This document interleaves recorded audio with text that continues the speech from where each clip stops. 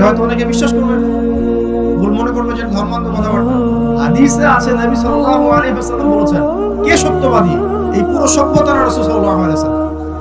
এই বিশ্বের সমস্ত মানুষ সত্যবাদী বেশি না আল্লাহর রাসূল বেশি সত্যবাদী? বাস, আর কোনো দরকার আছে কথা? কবরের আযাব সত্য না মিথ্যা? চোখে দেখা যায়?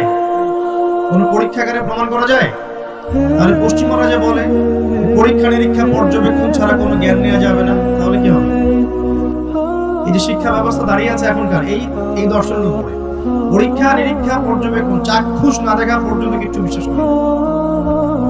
যদি বিশ্বাস করেন তাহলে আপনাকে বলবে ধর্মান্ধ হইবে। কি বলবে? কথা বুঝেন না আমার? হ্যাঁ, ওদের ফিলোসফি অফ এডুকেশন, মানে আমরা বলি এটাকে এপিস্টিমোলজি, আমাদের ফিলোসফিতে বলতে এপিস্টিমোলজি মানে জ্ঞান তত্ত্ব। এই শব্দের অর্থ হচ্ছে কি? জ্ঞান তত্ত্ব। ওদের জ্ঞান তত্ত্ব হচ্ছে যে যেটা ভিজুয়াল না,